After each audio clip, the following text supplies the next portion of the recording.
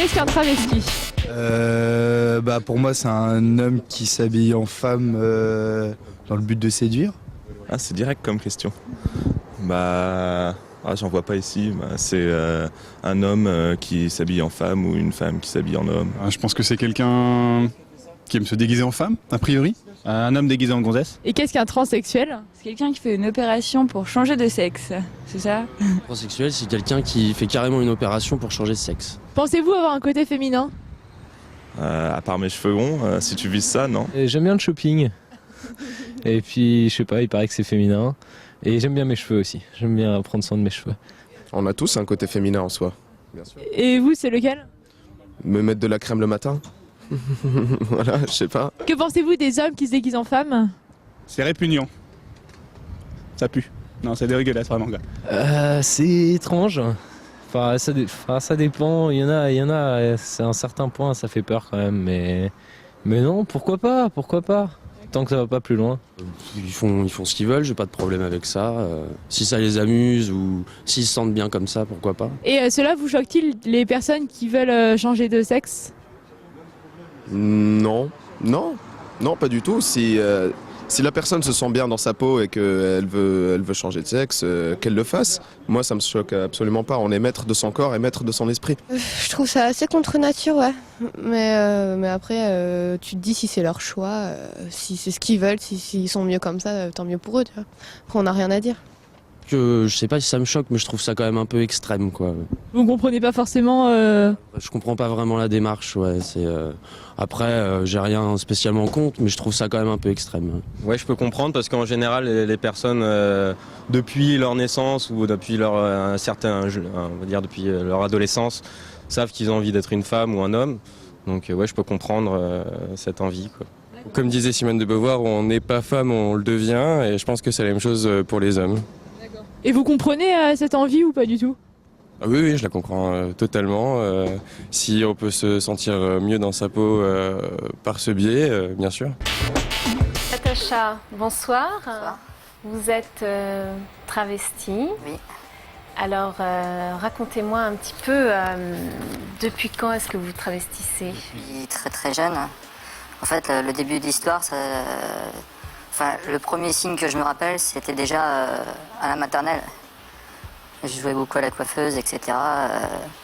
J'avais très peu joué dehors et donc là, ça m'a, entre guillemets, titillé et il n'y avait pas de... Vous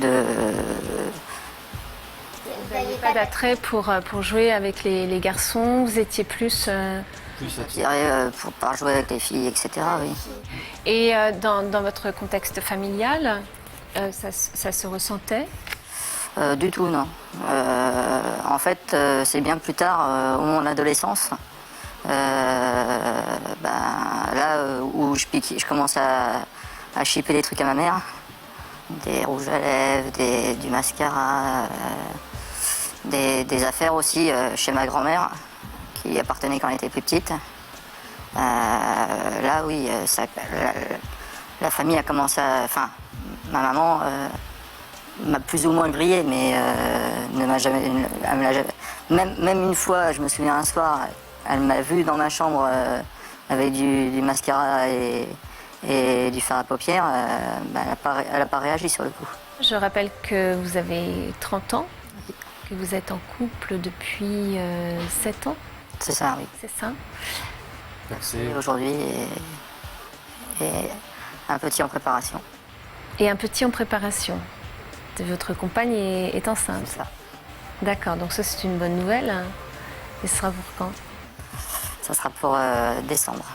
Alors vous espérez plutôt une fille ou plutôt un garçon? Peu importe. C'est une drôle d'expérience. Ça sera plus simple. Si j'aurais pas la crainte qu'elle me ressemble. Reproduire. C'est une drôle d'expérience pour vous, ça, d'être, par exemple, vêtu en femme et d'être papa prochainement? Ça va poser problème par la suite quand les enfants commencent à fouiller dans les tiroirs des parents. Mais en dehors de ça, non. D'accord, très bien. Comment est-ce que vous vivez, comment est-ce que votre compagne vit cette espèce de double vie, finalement? Je lui ai dit très tôt, peu de temps après qu'on ait démarré cette relation, Et je lui ai dit, voilà, je suis un garçon certes, mais j'ai un petit côté féminin. Et sur le coup, au début, c'était on a fait ça comme un jeu, et puis finalement, je le fais régulièrement parce que c'est un besoin pour moi. Donc c'est pas vraiment un jeu. On prenait ça comme un jeu, mais moi, au final, je joue pas. J'ai jamais joué.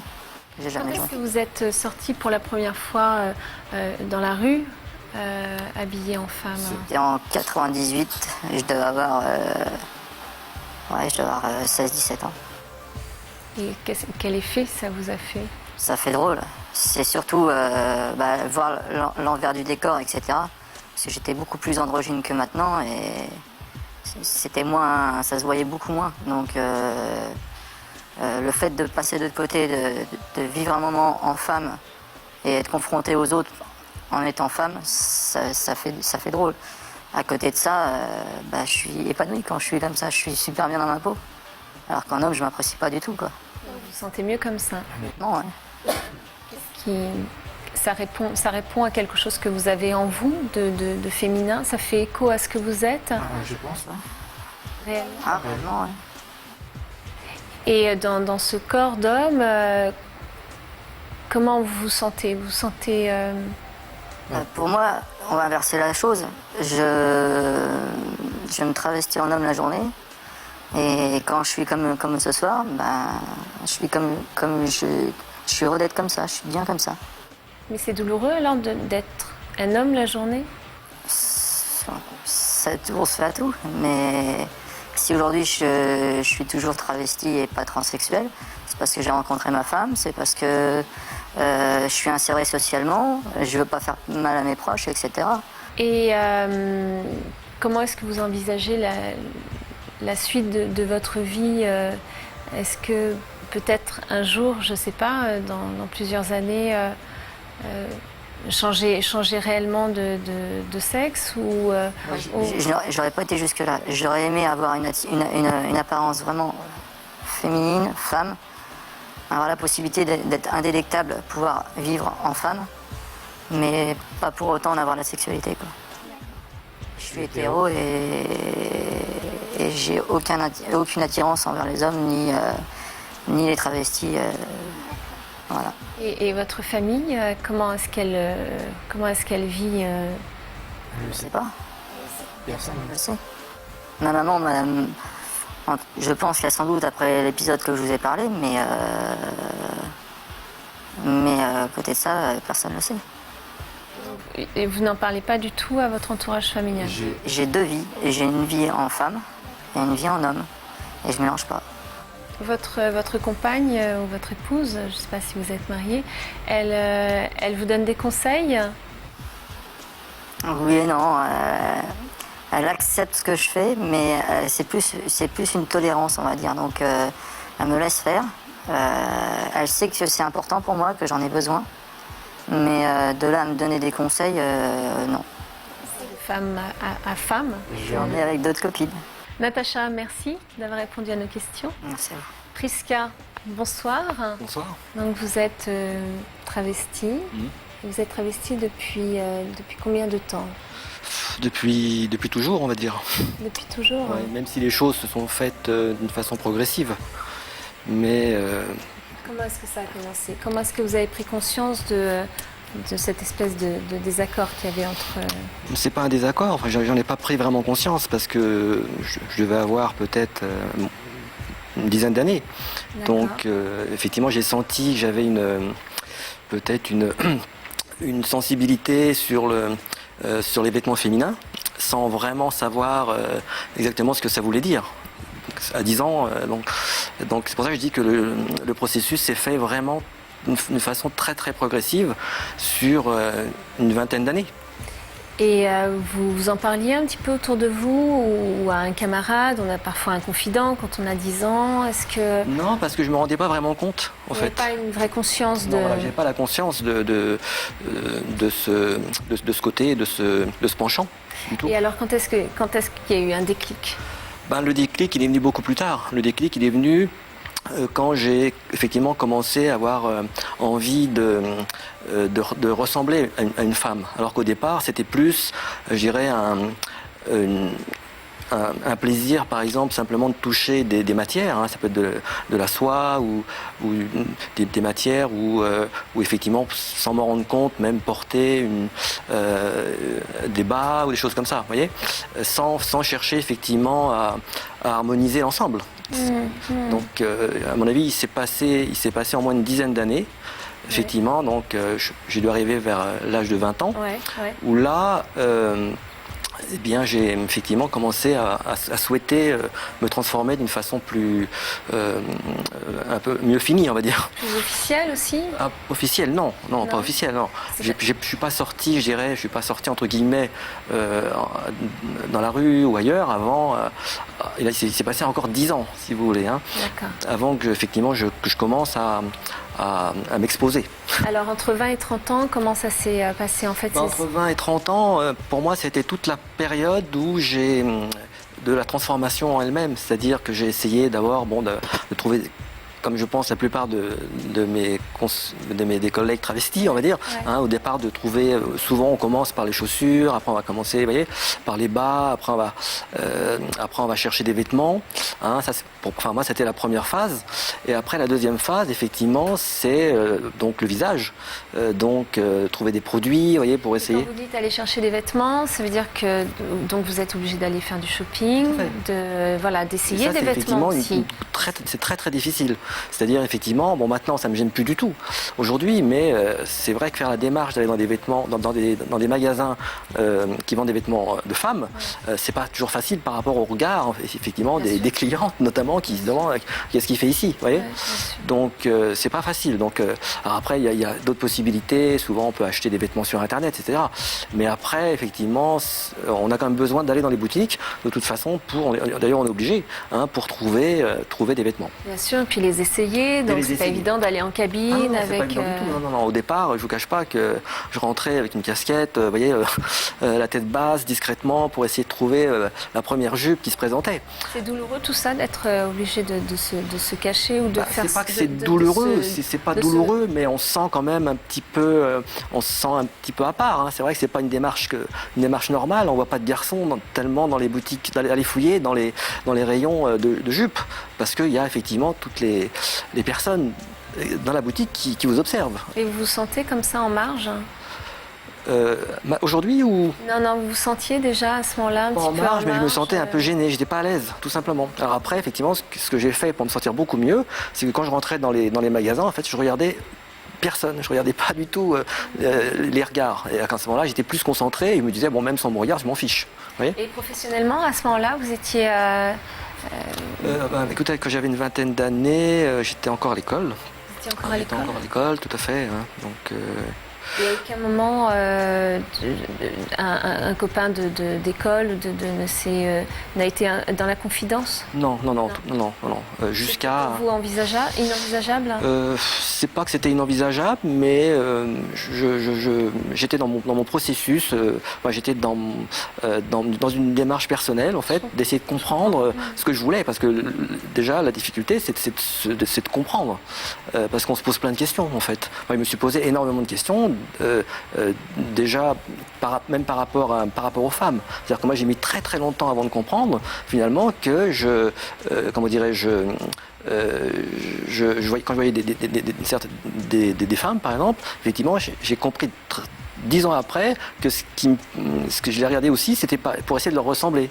Vous voyez, alors qu'au départ je pensais que je les regardais parce qu'elles me plaisaient en fait physiquement, alors que c'était plus l'image, c'est plus les vêtements, le style, la démarche en fait que j'essaie de copier.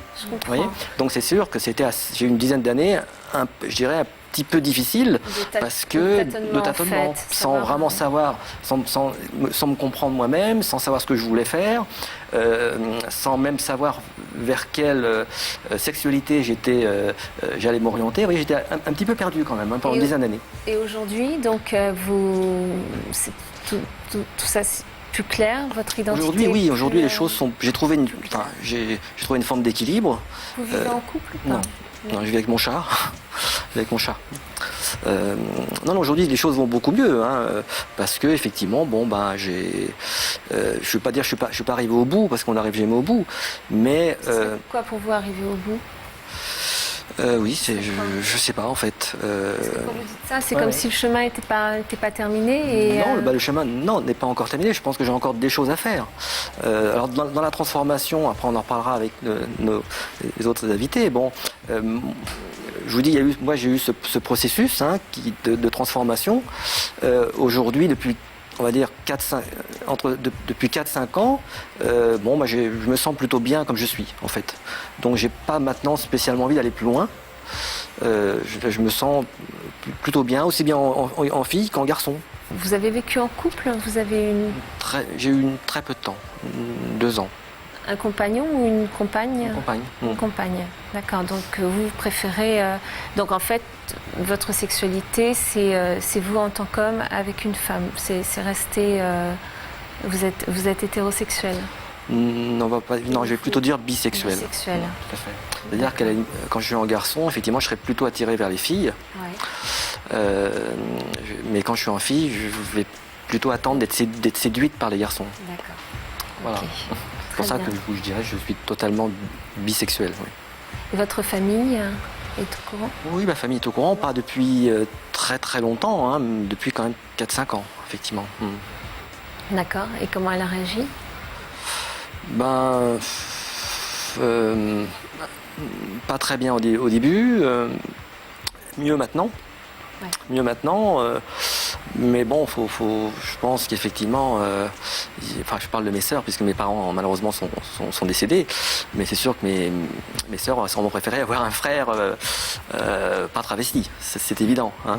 Même si je pense que si les gens vous aiment, bon, ils vous acceptent comme vous êtes, on va dire. Hein. Maintenant, je reconnais effectivement que ma famille aurait préféré que je sois marié et que j'ai une vie, entre guillemets, plus classique.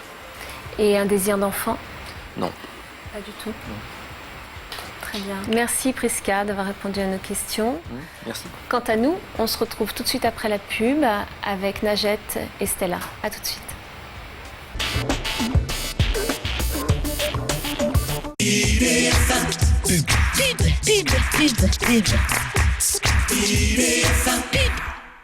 Envoie le numéro de ton département au 63 444 et les nanas dispo sur ta ville te recontactent par MMS. Pour rencontrer des femmes sans prise de tête, envoie par SMS le numéro de ton département au 63 444. Des centaines de femmes matures, mariées ou célibataires, cherchent des hommes discrets sur la région au 089 902 60 80. Et pour rapidement les rencontrer, envoie par SMS mature au 6 43 43. Mature au 6 43 43. Et c'est le nouveau MMS 64 800. Sur le chat, elles adorent s'exhiber. Tu t'éclates avec elles, tu leur demandes les photos que tu veux et elles répondent direct par MMS. Envoie tout de suite MMS au 64 800.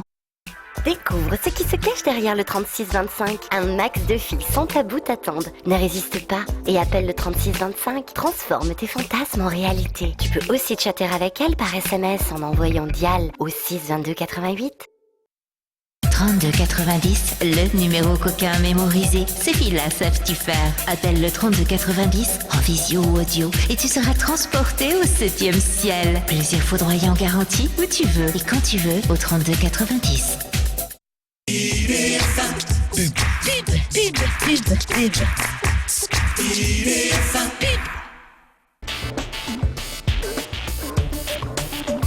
Libertins, libertines chéries, vous êtes de retour sur notre plateau et le thème de ce soir, les travestis et les transsexuels. Najat, bonsoir. Bonsoir. Vous êtes transsexuelle. Oui. Depuis combien de temps? Depuis 2 ans et demi. Depuis 2 ans et demi, vous avez quel âge? J'ai 34 ans. Est-ce que cette transformation a été délicate? Comment ça a démarré, tout ça? Ça a démarré assez tard, je trouve, quand même, à mon goût. Parce que c'est vrai Quel âge? Je dirais plutôt vers 32, 31 ans. Quand j'ai commencé à me dire, est-ce qu'il faut que je le fasse, que je le fasse pas? Mais quand est-ce que vous avez pris un peu conscience? Depuis toujours. Hein. Depuis toujours qu'il y avait un souci d'identité. Voilà, exactement. Depuis Sauf toujours. que de par mes origines, étant donné que je suis algérienne d'origine, née en France. Oui. Ben, le problème, c'est que j'ai une éducation très rigide, très fermée. Oui. Donc c'est vrai que c'est pas facile d'assumer ça tous les jours. Et comme j'ai vécu une partie en Algérie, donc après quand je suis revenue en France à l'âge de 20 ans, Oui. donc je me suis dit, étant donné que je suis libre, donc il serait peut-être temps que je mène ma vie. Mais le problème, c'est que ça a cassé tout. C'est-à-dire que je me suis séparée définitivement de ma famille parce qu'ils n'ont pas accepté ce que j'étais. Mais comment est-ce que vous êtes passé un petit peu par je dirais, cette étape de travestissement On passe tous, la plupart du temps, par ce côté... Et vous aviez quel âge quand vous avez commencé à vous travestir? Franchement, j'ai vraiment pas de souvenir sur ça. Pas de souvenir non, de pas ça. Vraiment pas. C'est pas assez précis parce que, disons que dans ma tête, j'étais déjà femme, donc j'appelle pas ça forcément du travestissement. Ouais. Parce que je voulais être comme ça, donc... Le travesti, c'est quelque chose, comme on en a discuté tout à l'heure avec Prisca et puis Natacha. Mais être transsexuel dans l'âme, c'est autre chose encore. C'est un autre état d'esprit. Alors, c'est quoi cet état d'esprit? C'est-à-dire qu'on a vraiment un corps qui n'est vraiment pas adapté à ce qu'on est vraiment dans la tête. Vous vous sentez vraiment en tant que femme et on se projette, on se voit dans l'avenir aussi en tant que femme. Donc après, arrivé à un certain moment, c'est surtout quand j'ai fait mon coming out. C'est-à-dire que quand je me suis considérée comme homosexuelle au départ, parce que je pensais que j'étais homosexuelle, mais je me suis rendu compte qu'en sortant dans le milieu, que les gays ne me correspondaient pas. Il y avait un truc qui collait pas. Et après, au fur et à mesure, je me suis vite rendu compte que ma personnalité, c'était avec les hétéros, parce que je me considérais finalement comme hétéro, étant donné que j'étais femme, attirée par des hommes. Aujourd'hui, vous avez un compagnon? Oui, tout à fait. Vous vivez avec lui depuis combien de temps? Là, ça va faire 10 mois. 10 mois. Ouais. Et comment est-ce qu'il vit un petit peu cette transsexualité? Très bien. Franchement, il est un petit peu particulier parce c'est grâce à lui quand même que j'ai pu changer d'image, m'accepter en tant que femme sur pas mal de choses parce que c'est vrai qu'il ne faut pas considérer que la transsexualité c'est quelque chose de facile. Non, au contraire. C'est vrai que quand on le partage avec des gens qu'on aime, c'est encore mieux. Bien sûr, quand on est soutenu. Bien sûr. Alors quel est le processus un petit peu de la transsexualité? Déjà, il faut quand même être consciente de ce qu'on est et puis voir un psychiatre, parce que c'est obligatoire. Et c'est ce psychiatre qui va évaluer si effectivement vous êtes transgenre ou pas du tout. Parce qu'il y a plusieurs catégories. Hein. Oui. Donc, alors, c'est quoi les catégories? Les catégories, c'est par exemple les transsexuels qui sont attirés par d'autres transsexuels. Et les transsexuels aussi qui sont attirés par les hommes. Donc on les considère plus comme des hétéros. Et puis après, il y en a d'autres, je ne les ai pas en tête, mais... Alors donc ce psychiatre, en fait, il fait une analyse et valide en quelque sorte votre désir de changer, de devenir une femme. Et alors là, en termes de médical, comment ça se met en route, tout ça? En fait, c'est lui qui valide les hormones, si vous voulez. Parce qu'on voit non seulement un psychiatre, déjà il vous évalue par rapport à ce que vous êtes. La deuxième chose, il faut voir aussi un endocrinologue. Donc c'est lui qui vous prescrit les hormones, mais tant qu'il n'a pas l'accord du psychiatre, il ne peut pas vous donner... on ne peut pas accéder au protocole. Alors les hormones, donc... depuis combien de temps? Enfin, quand est-ce que vous avez... Les hormones, je les ai commencées en novembre 2008. Novembre 2008. D'accord. Et alors, ça fait quoi? Est-ce que ça fait une sensation si, quand même, bizarre? Ça change. C'est un drôle de truc. Il y a le corps qui change, il y a l'état d'esprit, c'est... Même l'état d'esprit? Oui, voilà, c'est... Comment vous expliquer? C'est assez difficile à dire. Les premiers jours, ça se passe comment? C'est comment? C'est un médicament? Ah oui, c'est des médicaments, bien sûr. C'est contraignant? C'est tous les jours? C'est tous les jours, oui, effectivement, ça évite. Tant qu'on n'a pas subi la vaginoplastie. D'accord. Et je pense qu'après, elle en parlera mieux que moi. On en parlera avec Stella. Stella, oui. Donc, on est obligé de les prendre. Sinon, ça peut créer un désordre. Ça peut être dangereux, oui. D'accord. Alors, qu'est-ce qu'on ressent parce qu'on a du mal à s'imaginer? Les 6 premiers mois, c'est plutôt on a des bouffées de chaleur, on est assez Les troubles irritable. du sommeil. Non, le sommeil, non, va ça allait quand même. Mais c'est surtout au niveau du comportement. On est assez irritable, on est très, on a beaucoup de sentiments. En fait, on se comporte comme une femme, en fait. Il y a des émotions, Des émotions très fortes. qui sont très Voilà. fortes, qui sont dures à contenir. On pleure pour je ne sais pas quoi, comme si on était enceinte. Je sais pas, c'est bizarre, c'est. Et physiquement, alors, qu'est-ce qui se passe? Bien sûr, il y a déjà les seins qui poussent, au niveau de la pilosité aussi, ça tombe. Il y a aussi, en fait, quand on se rend compte que le corps il change par rapport aux vêtements aussi, parce que c'est vrai que avant le traitement hormonal, je faisais quand même une taille 34. Ah oui, j'étais vraiment un fil de fer. Hein. Et ce qui s'est passé, c'est qu'avec les hormones, c'est de la graisse qui se place à certains endroits. Donc c'est les graisses. Voilà. Plutôt sur les fesses, exactement, sur les hanches. Voilà. Alors que chez les hommes, c'est plutôt sur le ventre. Ouais, voilà, exactement. Et donc après, les 6 premiers mois, c'est la poitrine qui pousse. Et qu'est-ce qui se passe dans la tête à ce moment-là? Vous étiez contente, vous étiez heureuse Ah oui, bien sûr, complètement. Même si c'était douloureux, c'était douloureux quand même au niveau de la poitrine, parce que c'est surtout la nuit pour dormir. Des fois, c'était assez contraignant parce que je pouvais pas dormir sur le ventre. Voilà. Pourtant, c'est que sur le ventre que j'adore dormir, mais bon. Mais sinon, à part ça, non, ça allait. Vous en parliez avec des amis? Vous étiez entouré? Oui, bien sûr. Ouais. Aujourd'hui, vous en êtes où de cette transformation? Actuellement, ce qui se passe, c'est que j'ai perdu mon emploi. Pourquoi? Tout simplement parce que quand j'ai entamé ma transition, j'étais dans une entreprise, c'était une brasserie, et j'y travaillais depuis 8 ans. Donc c'est vrai que quand ils vous connaissent avant, c'est-à-dire en tant que garçon, donc, et après ils vous voient vous transformer, ça les perturbe. Ils savent plus s'ils doivent dire il, s'ils doivent dire elle. Pourtant, ils savent très bien que dans mon comportement, je me comportais comme une femme, je m'habillais comme une femme, je me maquillais. Donc quelque part, normalement, ça n'aurait pas dû les déranger. Mais la plupart du temps, si, c'était ça. Donc c'était vraiment... pour eux, c'était difficile. Mais après, ils se sont vite habitués dès qu'ils ont vu mon corps changer. Donc tout de suite après, il y en a qui ont pris ma défense. Mais c'est pas venu tout de suite. Hein. Et vous avez fini par partir? C'est eux qui m'ont poussé aussi. Hein. Parce qu'ils m'ont poussé à bout. C'est-à-dire, en fait, moi, j'étais quelqu'un de la nuit. J'aimais bien travailler la nuit parce que je me retrouvais. Et après, donc, quand ils ont voulu me faire comprendre qu'il fallait que je parte, donc ils m'ont mis du matin.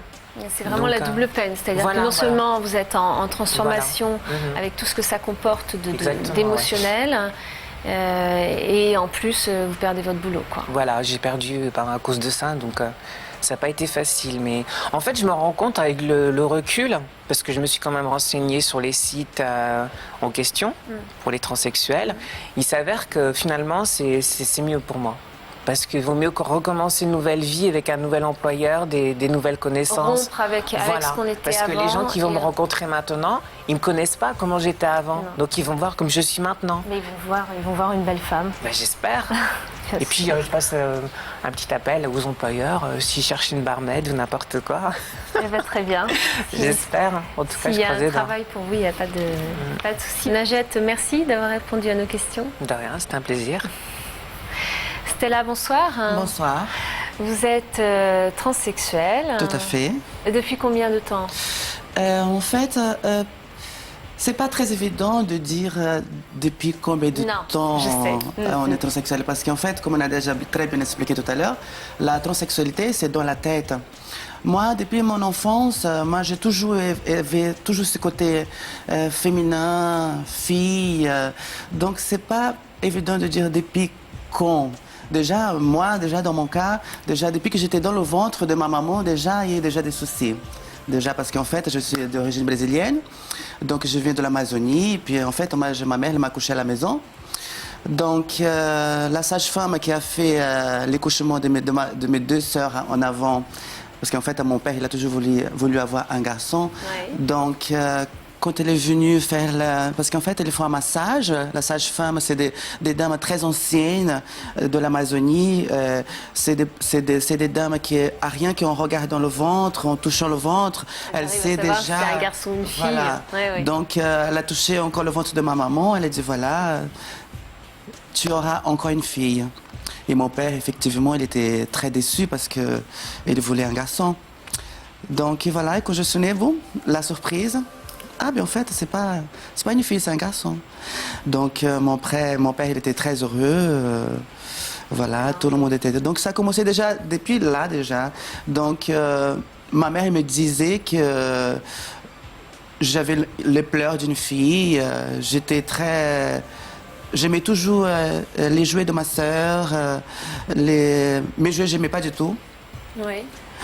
Quand j'avais des voitures, des ballons de football comme ça, je disais non. Oh là là.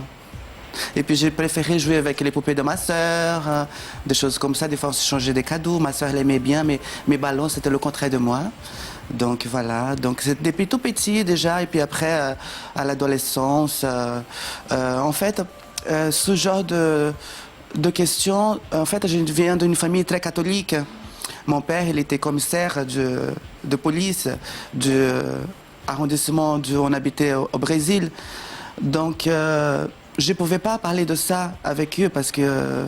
Et votre maman, vous pouviez en parler avec elle parce qu'elle s'est rendue compte de tout ça, de cette attitude que vous aviez par rapport à vos sœurs, d'être toujours à jouer avec leurs jouets. Oui, est-ce qu'elle a voulu arrêter ça ou finalement elle vous a laissé vivre un peu comme vous en aviez envie?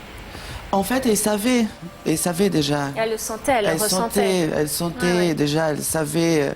Mes autres sœurs, elles n'arrêtaient pas de faire des petites réflexions comme ça. Comment ça se fait qu'il est laissé féminin comme ça? Comment ça se fait qu'il aime ça? Un jour, même ma sœur m'a chopé en train de mettre la jupe de ma maman et des talons. Après, elle est partie dire à ma mère, voilà, je l'ai vue dans la chambre. Et là, vous aviez quel âge là? J'avais à peu près 12 ans, 11 ans, quelque chose comme ça. Et puis, je voulais en parler. Mais je ne pouvais pas parce que déjà, en voyant les comportements de ma famille envers les autres, déjà, qui avaient ce même problème-là, déjà, c'était... Donc moi, j'avais peur, je m'enfermais, j'avais... Et c'était des émotions très fortes, c'était difficile, ou bien est-ce qu'il y avait, ou bien est-ce que c'était comme un refuge d'être comme ça? C'était douloureux ou pas? Ça faisait très mal, c'était très douloureux parce que on avait à personne à parler. Oui, donc il y a un sentiment de solitude qui est très fort. Oui, oui, on se sent très seul dans ces moments-là. On se sent comme...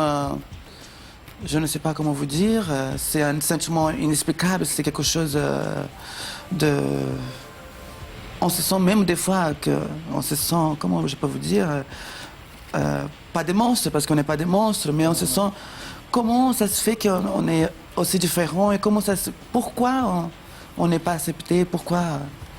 Oui. Il y avait comme quelque chose où vous êtes exclu d'un monde qui Voilà, qui on n'a pas demandé pas, d'être comme ça, on est comme ça. J'ai pas dit, j'ai envie de devenir comme ça, non.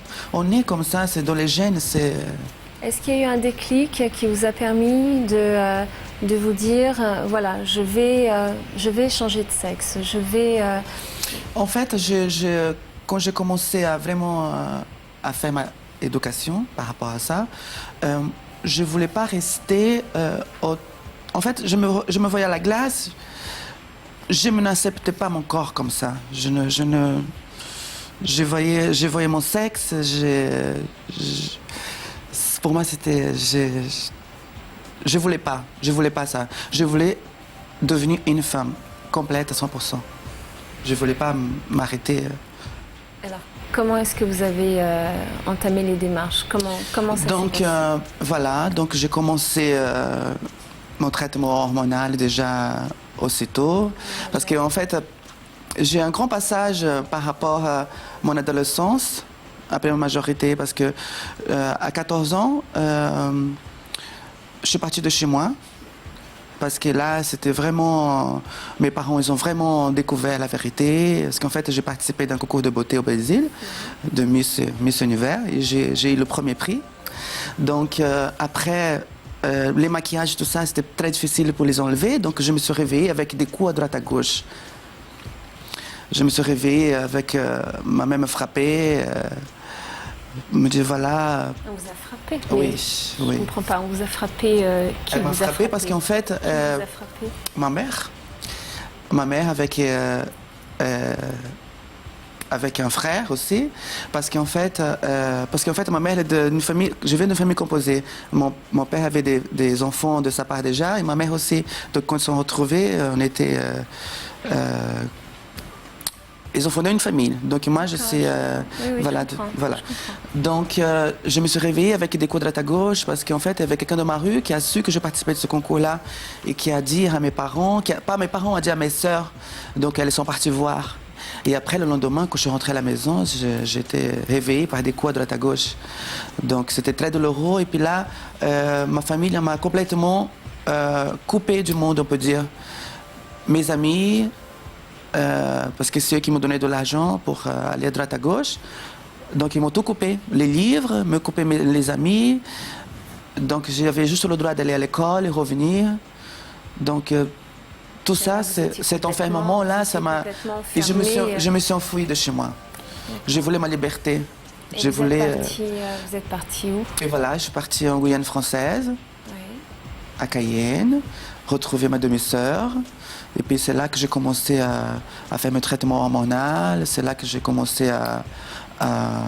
Est-ce que ça a été une forme de libération, de pouvoir à la fois partir, bien sûr, mais surtout de commencer ce traitement?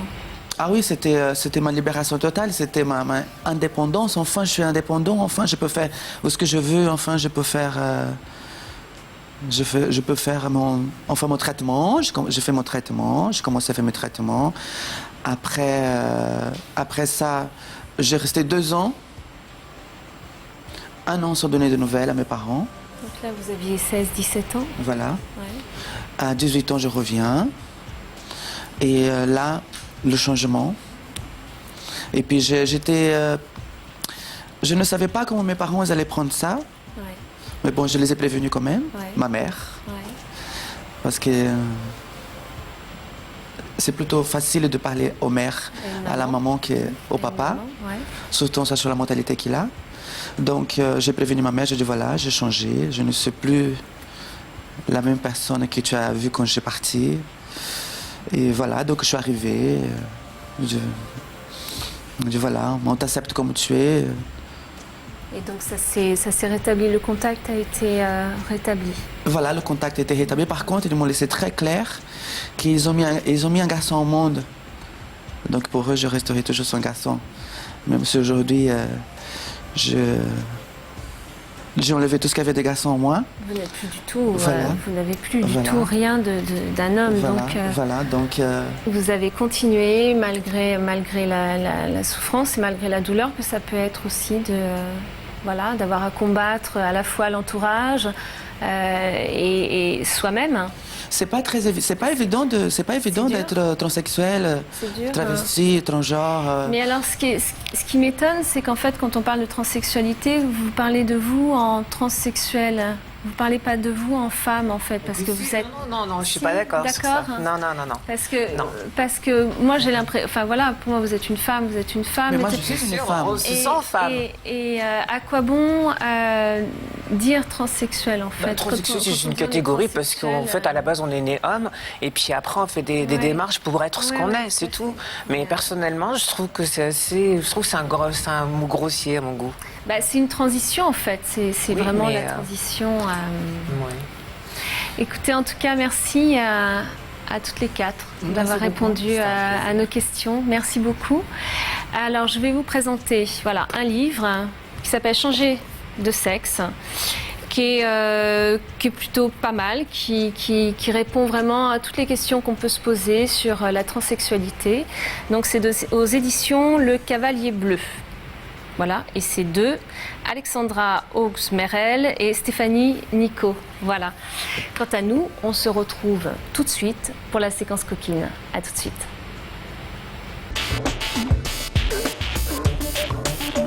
Alors, je crois que vous aimez les défis, libertins, libertines chéries. Donc, la position de cette nuit s'appelle verticale limite. Dans cette position du Kama Sutra, la femme est couchée sur le côté, prenant appui sur un coude. Une jambe est allongée dans le prolongement de son corps et l'autre est levée à la verticale. L'homme se place entre les jambes de sa partenaire et la pénètre. De son épaule, il peut servir d'appui à la jambe tendue de sa partenaire ou s'y accrocher et s'en servir de levier pour varier la profondeur des pénétrations. Libertin, libertine chérie, bonne nuit et à très vite. Au revoir.